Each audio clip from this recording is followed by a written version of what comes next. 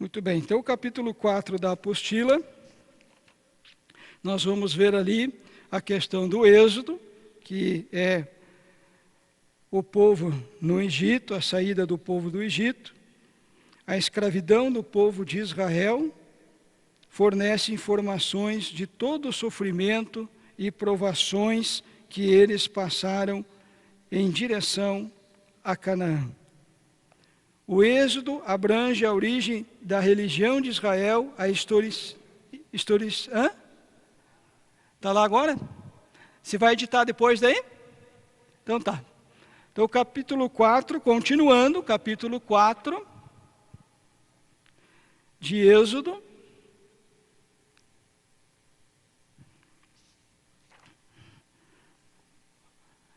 Apresenta Jesus como nosso cordeiro pascal. Está aqui o cordeirinho, trouxe o cordeiro aqui para vocês verem, né? Jesus como o nosso cordeirinho, que vai sofrer na cruz do Calvário por nós, né?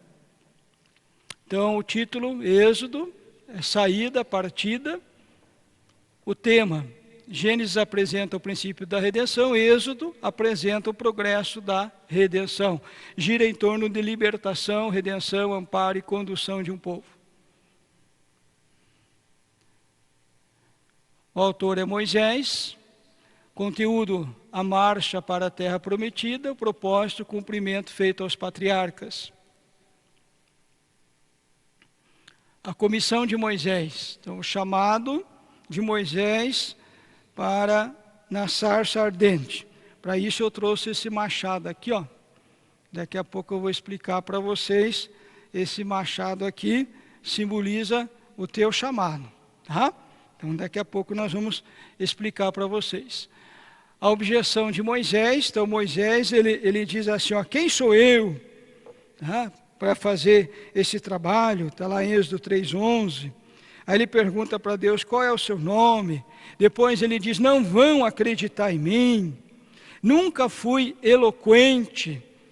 Tá? Então Moisés começa a colocar empecilhos.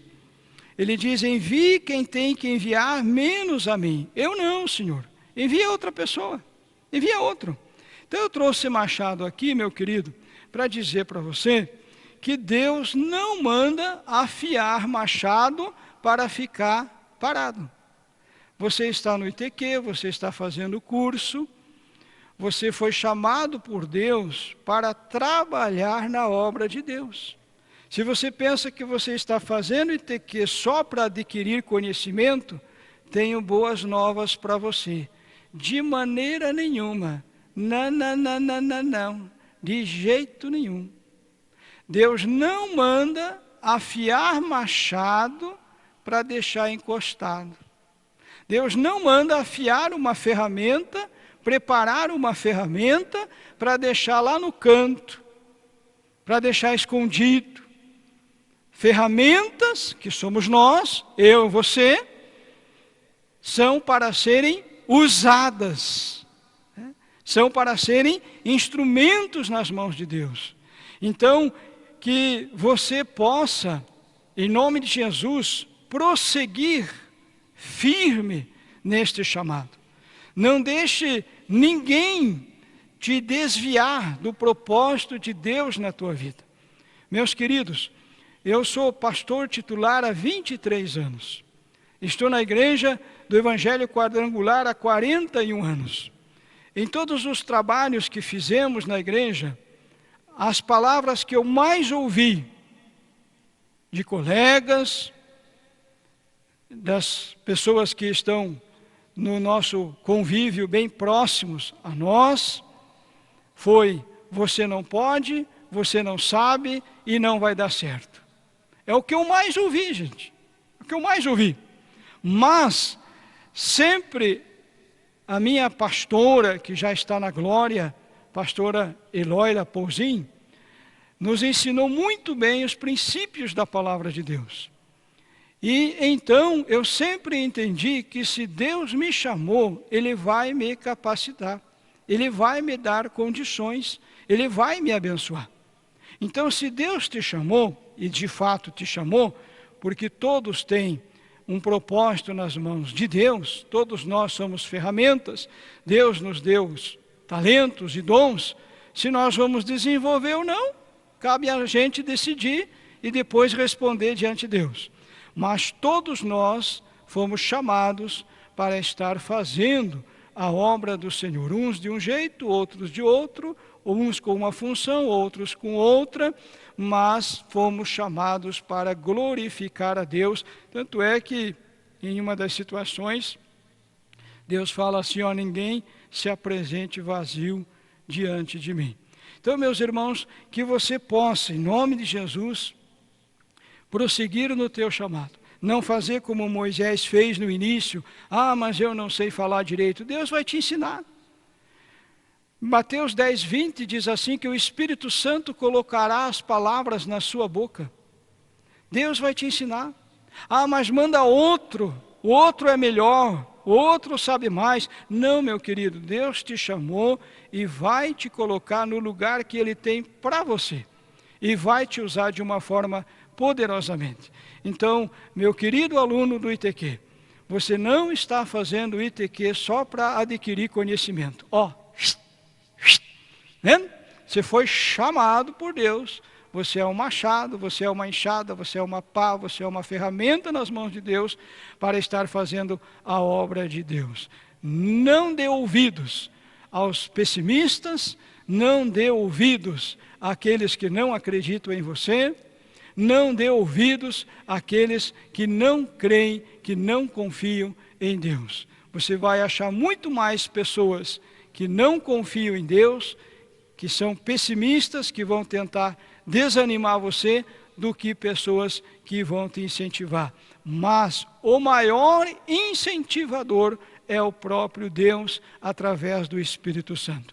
Então, faça a obra para a qual Deus te chamou, em nome de Jesus.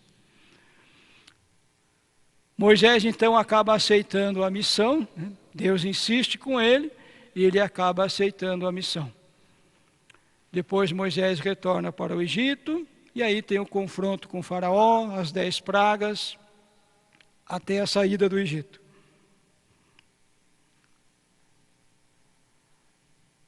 Do Mar Vermelho ao Sinai, ali o cântico de vitória, o cântico de Moisés, chegada a Mara, onde Deus purifica as águas, e aí na sequência, concessão da lei, Moisés sobe ao monte, os 10 mandamentos.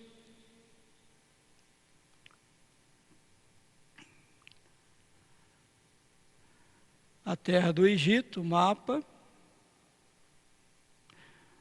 Os egípcios puseram sobre eles feitores de obras para os afligirem com suas cargas. Meus queridos, esta passagem aqui, preste bem atenção o que eu vou dizer. O Egito, para Israel, era um lugar de escravidão. Era um lugar onde eles eram oprimidos, eram afligidos. Não era um paraíso. Não era um jardim do Éden, era um lugar de sofrimento. Você pode imaginar você ser escravo a vida inteira, porque o povo ficou ali 400 anos no Egito. Então você pode imaginar, você olhar lá para frente e ver os teus filhos que vão ser escravos, teus netos que vão ser escravos, tua descendência vão ser escravos, sempre trabalhando em prol dos egípcios, etc. Então o Egito, para eles, era um lugar de escravidão, era um lugar terrível, era um lugar de sofrimento. Por que eu estou dizendo isso? Porque lá na frente você vai ver que esse mesmo povo, muitos deles, não todos, mas uma boa parte deles, vai desejar voltar para o Egito. Pode uma coisa dessa? Como o ser humano é terrível. Eles sentem saudades do Egito. Por quê? Porque não estão dispostos a obedecer a Moisés.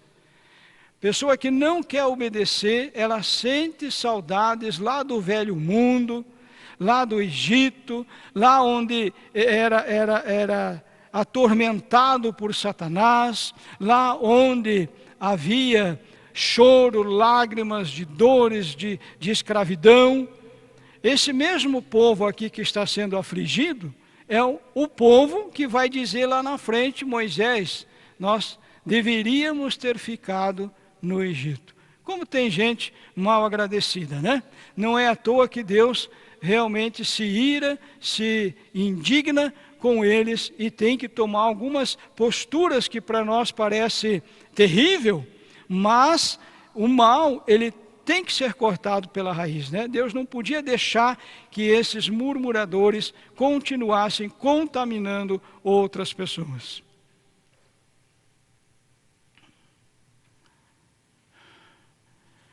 Ali o mapa, então, onde os israelitas edificaram cidades.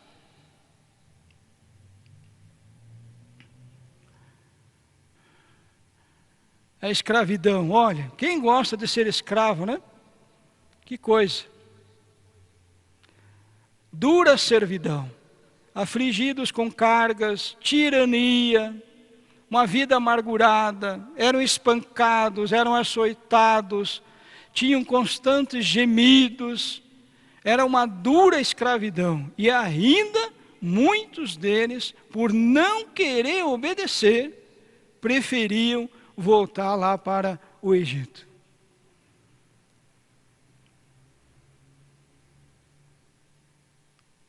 Nos dias de Moisés, a religião dos egípcios era politeísta, vários deuses, né? Antropomorfia, homem, animal, forma de homem, animal, com o predomínio do culto ao sol, simbolizado por Aton-Ra em Heliópolis, Ptah em Mênfis e Tot em Hermópolis, alguns deuses egípcios. Os egípcios acreditavam na vida após a morte e por isso mumificavam os cadáveres. O coração era pesado pelo Deus da morte, veja que coisa, que mandava para uma vida na escuridão aqueles cujo órgão estavam pesado, que tiveram uma vida de atitudes ruins. Isso é o que os egípcios acreditavam. Muitos animais eram considerados sagrados, como chacal, gato, carneiro, jacaré, serpente, águia. É o rio Nilo, deuses do Egito, alguns nomes dos deuses do Egito. Aí, ó. Moisés, então, a tribo de Levi, seu pai Arão, sua mãe Joquebede, e aí tem 2 irmãos, Arão e Miriam. Moisés figura junto com Abraão e Davi como um dos 3 maiores personagens do Antigo Testamento. Libertador, dirigente, mediador, legislador, profeta e um grande homem de Deus.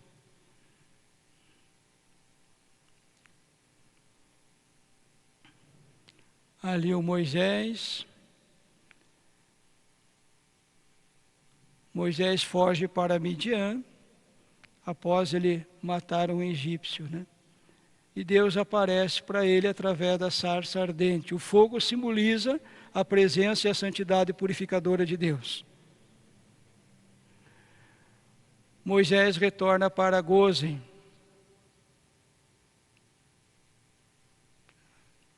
A libertação de Israel. Então isso vocês podem ir conferindo em casa, estas informações detalhadamente aí. As pragas, as 10 pragas, capítulo 5. Capítulo 5, as 10 pragas, foram a resposta de Deus à pergunta de Faraó: quem é o Senhor? Então, antes de Deus mostrar quem era o Senhor, Deus mostrou que os deuses do Egito não eram absolutamente nada. Os egípcios prestavam culto às forças da natureza, como rio Nilo, sol, lua, terra, touro e outros animais. Agora essas divindades egípcias ficaram em evidente demonstração de sua impotência perante o Senhor Todo-Poderoso, não podendo proteger os egípcios nem interferir a favor de ninguém. Primeira praga, águas transformadas em sangue. Está ali em Êxodo 7, 14 a 25.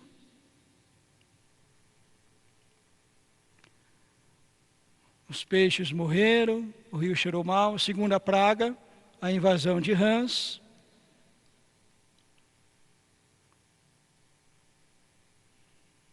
Terceira praga, a invasão dos piolhos.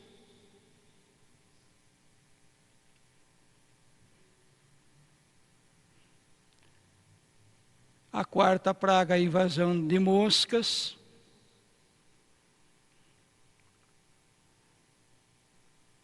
Quinta praga, a peste nos animais. Sexta praga, úlceras. Sétima praga, saraiva.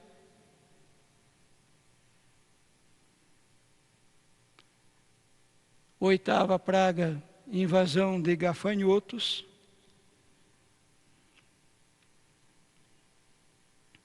Nona praga, escuridão, trevas. E a 10ª praga, a morte dos primogênitos. E ali então, a saída do povo, nesse dia da morte dos primogênitos, era passado sangue do cordeiro nas portas, e onde tivesse este sangue, o anjo que passasse por ali, ele não estaria produzindo a morte do primogênito naquela casa. Por isso que Páscoa significa passagem, tá?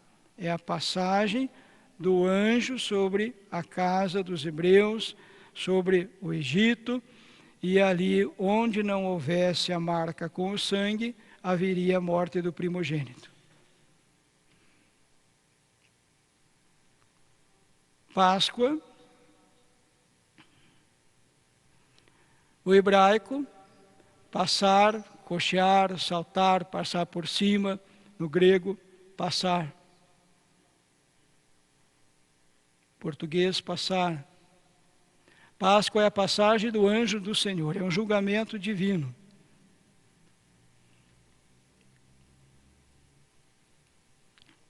Ali as portas com a marca do sangue.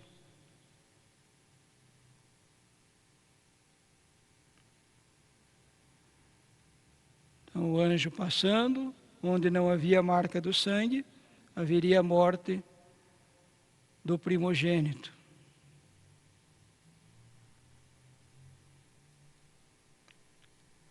Páscoa é o juízo de Deus contra o mal, sobre os deuses do Egito e sobre o mal. Sobre o mal, ali fala Colossenses 2,15, Paulo está falando, e despojando os principados e as potestades, publicamente os expôs ao desprezo, triunfando deles na cruz. Páscoa é a libertação da escravidão do Egito e da escravidão do pecado.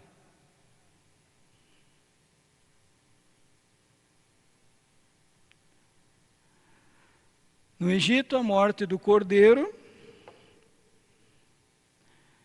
e Páscoa cristã, a morte de Cristo. Está aqui o cordeirinho, ó, simbolizando o sacrifício de Jesus. Cristo é o nosso cordeiro pascal.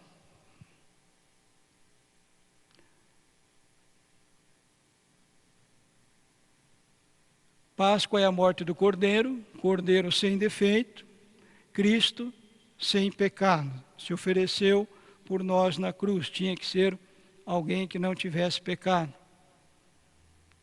Agora a marcha para a travessia do Egito ao Sinai. Então a travessia ali em Mara, onde as águas amargas, Deus sara as águas.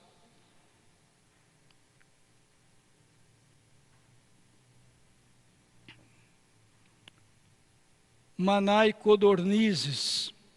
Ali Moisés vai ferir a rocha, né, para que saia água. E nós vamos ver que Moisés faz isso 2 vezes. Aqui é a primeira vez. Deus falou para ele pegar o cajado e bater na rocha. Tudo bem. Mas na segunda vez, Deus fala para Moisés falar a rocha. Moisés foi lá e bateu na rocha.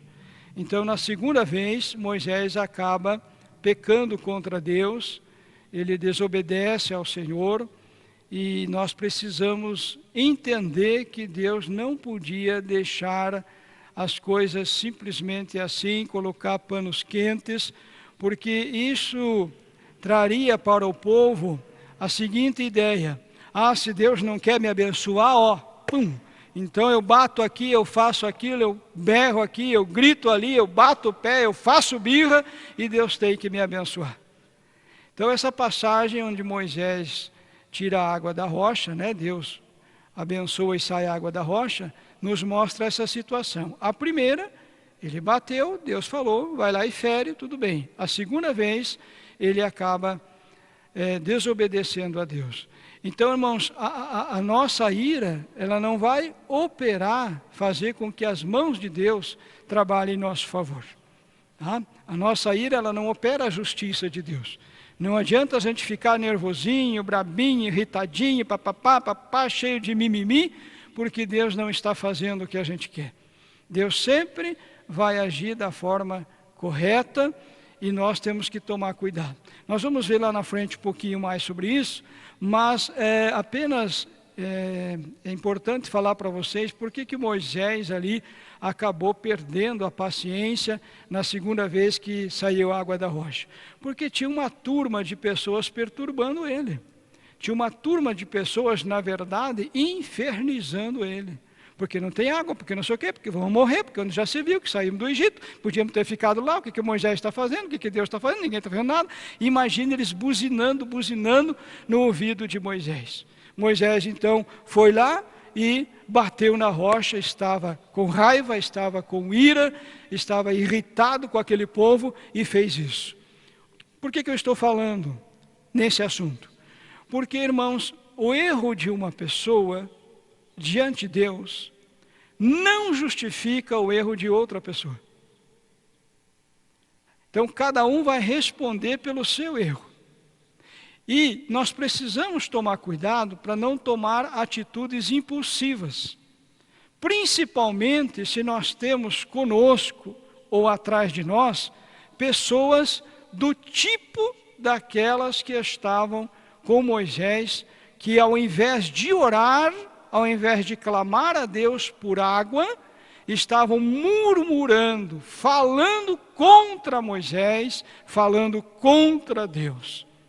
Então, meus queridos, nós temos que cuidar, porque esse tipo de pessoa acaba nos deixando irritados, nervosos, e é aí que nós temos que ter o autocontrole. Porque se nós tomarmos uma atitude precipitada, não vamos estar sendo justificados perante Deus em nossas atitudes, como Moisés não foi. Por causa disso, Moisés perdeu a bênção e não entrou em Canaã. Então é importante a gente falar sobre isso, tá? E ali também fala sobre o sogro de Moisés, nós vemos aqui na página 64 da apostila, que está falando ali sobre o sogro de Moisés. Deixa eu examinar um pouquinho essa questão. O sogro de Moisés chama-se Jetro, e ele chega diante de Moisés e diz para ele assim, que a maneira que ele estava administrando o povo não era boa, não estava fazendo da forma correta, que ele ia desfalecer, ele ia perecer. Era muito pesado para Moisés julgar as questões daquele povo. Afinal de contas, tinha ali aproximadamente 3 milhões de pessoas. Imagine, a gente às vezes não aguenta nem com meia dúzia, imagine com 3 milhões. Olha que Moisés tinha que ter uma paciência, hein? Mas Jetro, o sogro dele, chega e diz para ele: olha, não é bom. Agora eu pergunto, queridos, quem é que orava mais diante do Senhor? Moisés ou Jetro? Quem Deus chamou para entregar os mandamentos? Moisés ou Jetro? Quem jejuou 40 dias e 40 noites? Moisés ou Jetro? Foi Moisés. Então Moisés dá-se a entender aquele tipo de pessoa que realmente tem um chamado, é mais próximo de Deus, digamos assim, é mais espiritual, ora mais, busca mais, mas nem sempre as questões espirituais, o fato de eu ser uma pessoa espiritual, ser uma pessoa de oração, ter um ministério, nem sempre significa que em outras áreas eu não esteja errando. Moisés podia ter dito assim para Jetro: quem você pensa que é? Foi para você que Deus entregou os 10 mandamentos? Não, então fica quietinho. Foi você que subiu no Monte Sinai e ficou 40 dias lá? Não, então fica quietinho. Mas Moisés foi humilde e ouviu o conselho de Jetro por um certo período. Ele ouviu o conselho, administrou desta forma e então Deus o abençoou. Moisés dividiu em grupos de 1000, de 100, de 50, de 10 e foi administrando o povo até quando pôde conseguir fazer isso. Então, meus queridos, nós precisamos ter assim a mente aberta. Se alguém está sendo usado por Deus para dizer para nós: olha, isso aqui não é assim, isso aqui não é desse jeito, não vamos, irmãos, desprezar, vamos pelo menos ouvir, examinar e tomar as decisões. Não quer dizer que temos que fazer o que as pessoas querem, às vezes elas não estão certas também. Mas no mínimo nós temos que examinar a questão, porque Deus pode estar usando pessoas, às vezes até que não são nem do nosso convívio, para nos alertar a respeito de situações que estamos fazendo e que, se a gente não mudar a maneira de agir, a maneira de administrar, nós vamos ter problemas lá na frente. Muitas vezes Deus está usando pessoas para nos alertar na maneira de nós liderarmos, de nós conduzirmos uma função, um cargo, justamente para lá na frente nós não termos problema, e às vezes a gente não quer ouvir o conselho e ficamos nessa: mas eu vou orar e Deus vai falar comigo. Lógico, mas muitas vezes Deus fala através de pessoas, tá? Muitas vezes Deus está usando pessoas para falar conosco. E foi o caso aqui de Jetro falando com Moisés.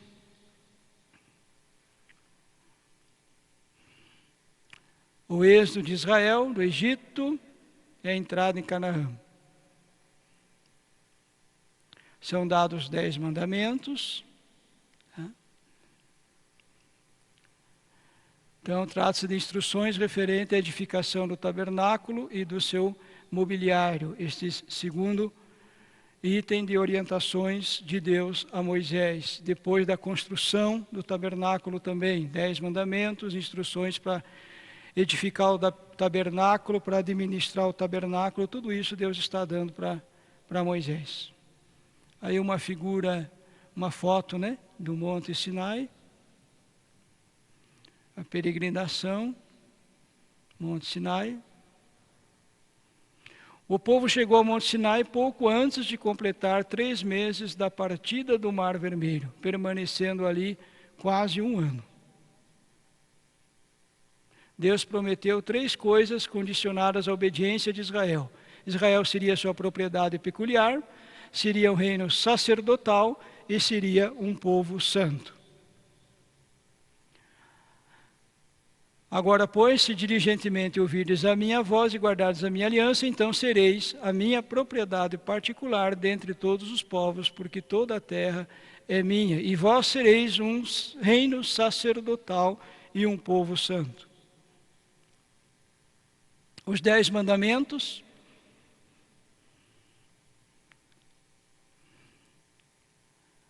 Não terás outros deuses diante de mim. Não farás para ti mais escultura, não tomarás o nome do Senhor em vão. Deixa eu falar um pouquinho sobre esse número 3 aqui, ó.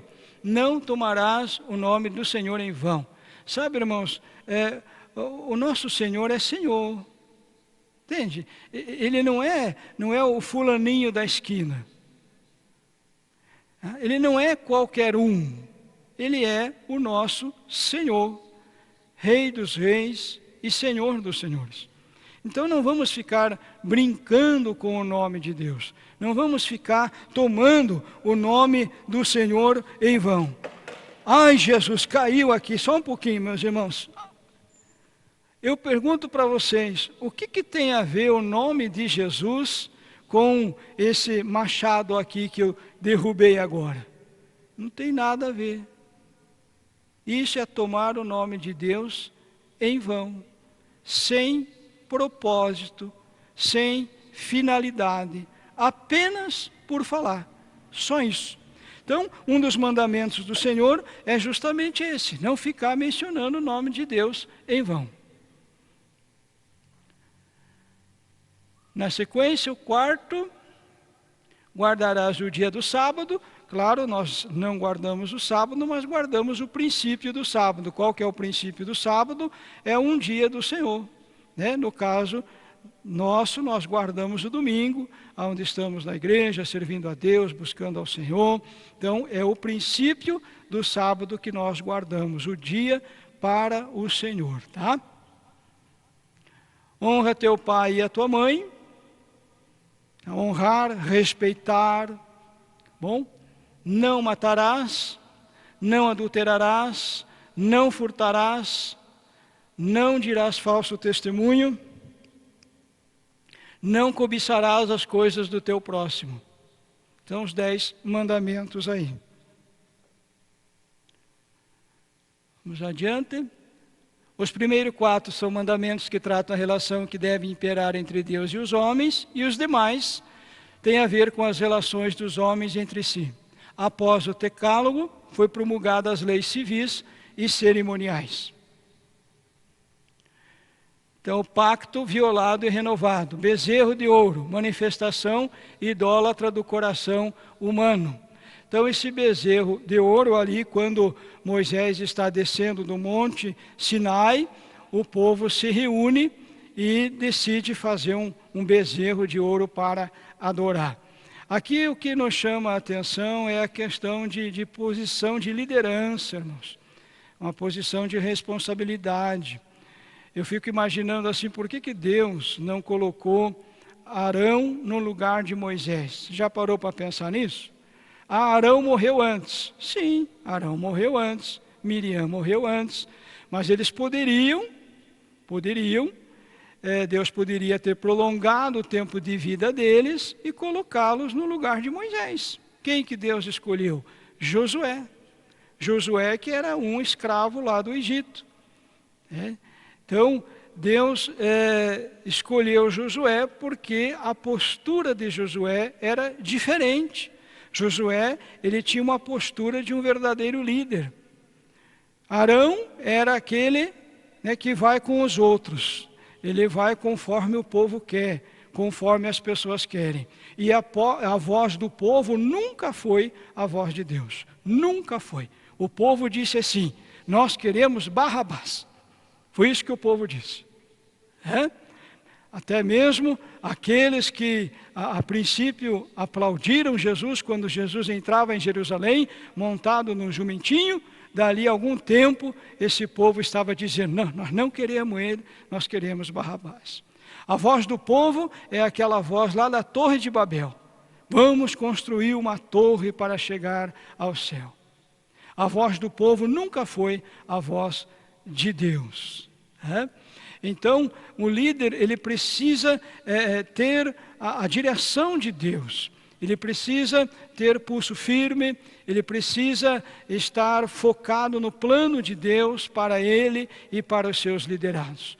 Josué era diferente. Arão deixou o povo fazer o que queria e depois pagou as consequências. Mas Josué não. Depois que Moisés morreu, passou um certo tempo, Josué vê que o povo, uma parte deles continua na idolatria, e Josué se levanta lá no capítulo 24, verso 15 de Josué, e diz assim, olha gente, estou aqui para dizer uma coisa para vocês. Vocês sirvam quem vocês quiserem, mas eu e a minha casa serviremos ao Senhor.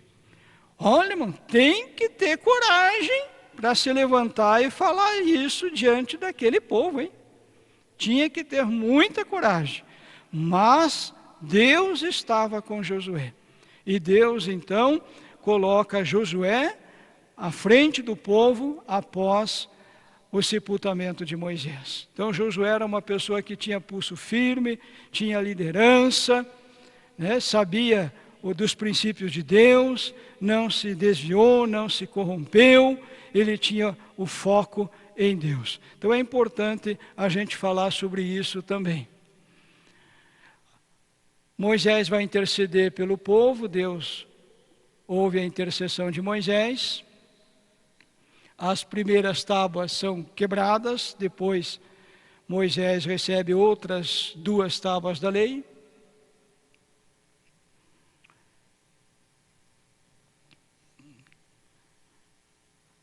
Nessa idolatria, 3.000 idólatras acabam morrendo. Moisés volta a orar pelo povo, interceder, o povo se arrepende e o pacto é renovado.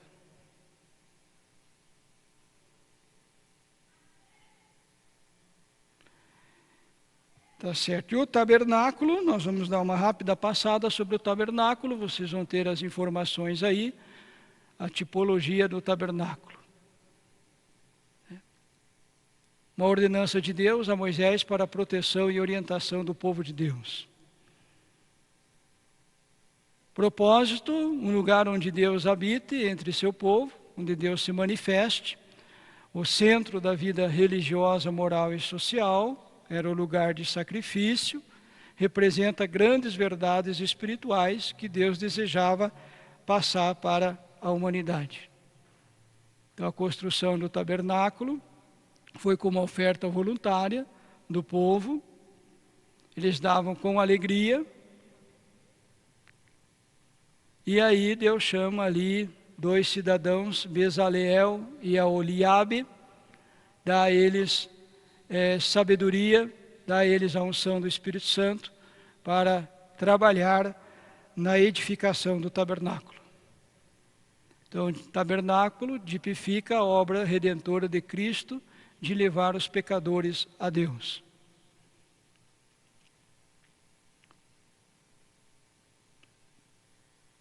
O acampamento israelita, onde ficavam as tribos ao redor do tabernáculo. As festas, as grandes etapas. Jesus seria o sacrifício perfeito, o intercessor do homem. Logo em seguida, Deus vai dar orientações com respeito às festas a serem realizadas também. O significado espiritual do tabernáculo, você pode examinar em casa, com calma.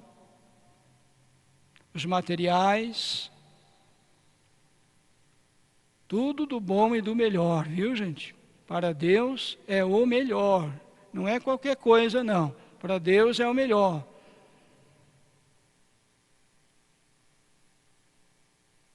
Santuário, significado das cores. O pátio, que era a área externa.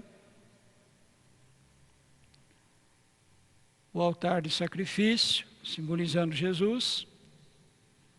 O altar do holocausto, onde era feito o sacrifício. Ali as ofertas. Na apostila explica cada uma delas. O lavatório. É Jesus nos purificando de todo pecado.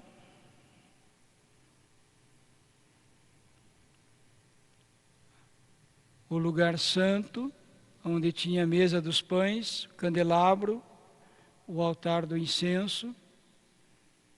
A mesa dos pães representa Jesus como o pão da vida. Eram colocados diariamente 12 pães ali. O candelabro, Jesus é a luz do mundo. Tinha 7 braços com 7 lâmpadas, ficavam acesas 24 horas. O altar do incenso representa a oração, a intercessão.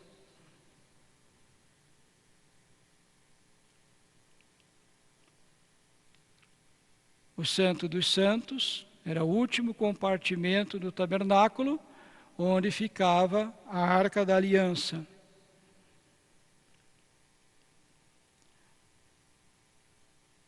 A Arca da Aliança, temos a aliança em Jesus, Deus faz aliança conosco. A Arca da Aliança, então, com os 2 querubins. Ali tem os materiais, medidas. Tinha os 10 mandamentos dentro da arca.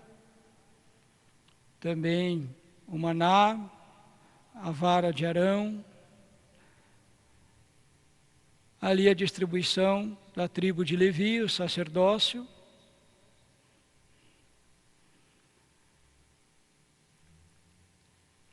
A sequência, a função do sumo sacerdote, era responsável pelo tabernáculo, suas ofertas e suas festas. As vestes sacerdotais, olha que bonito, ó.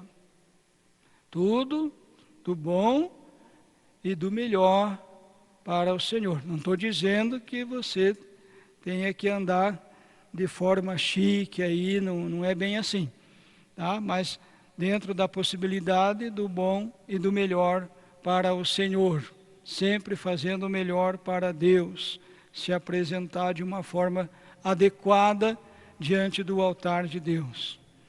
A função do sacerdote era ouvir o povo, oferecer sacrifícios para cobrir os pecados e levar a Deus as questões apresentadas. Aí as pedras do peitoral do sacerdote. E aí nós acabamos o capítulo 5 da apostila de Pentateuco. E para fechar aí o capítulo 5, eu quero falar um pouquinho ainda sobre a questão das codornizes, o episódio onde o povo estava ali reclamando porque estava faltando carne. O que nos ensina este episódio? Primeiro, que aquilo que nos falta nós devemos buscar em Deus, orar, clamar, mas não murmurar, não se queixar. Uma coisa é eu dizer assim: Senhor, dai-nos o nosso pão de cada dia, nos abençoe, Senhor, que possamos ter o nosso arrozinho, o nosso feijãozinho, a nossa carne, né? o nosso zoiudo, aquele ovo frito maravilhoso, lindo. Uma coisa é nós orarmos pedindo a providência de Deus para algo que nós não temos. Outra coisa é chegar diante de Deus e dizer assim: mas que Deus é esse? E nós precisamos disso e não temos. Deus não está ouvindo a nossa oração, mas Deus não atende o nosso pedido. Estamos aqui sofrendo. Aonde está Deus? O que Deus está fazendo? Deus está dormindo? Isso é murmuração. Isso não é oração. Foi o que o povo fez durante 10 vezes. Eles não pararam para orar, para buscar a Deus quando faltou pão, quando faltou carne, quando faltou água e outras vezes mais que eles clamaram pela provisão de Deus. Eles murmuraram, reclamaram, muitos deles se queixaram contra o próprio Deus, contra Moisés, dizendo que deveriam ter ficado no Egito. Ora, o Egito, lugar terrível, e eles preferiam ficar lá. Isto é uma blasfêmia, isto é uma murmuração contra Deus. Ao invés de orar e clamar, eles murmuraram. No caso aqui das codornizes, é interessante ver porque Deus disse para eles que no dia seguinte eles iam comer carne até sair pelo nariz. Claro que isso é uma figura de linguagem, né? Mas eles duvidaram. O próprio Moisés disse: mas como é que vai ter carne aqui? O senhor não está vendo quanto povo tem aqui? Da onde nós vamos conseguir carne? Só faltou ele dizer, aqui no deserto não tem nenhum açougue. Mas ele foi um dos que duvidou. E Deus disse para ele, tu verás se a minha mão é poderosa ou não. Você vai ver o que eu vou fazer.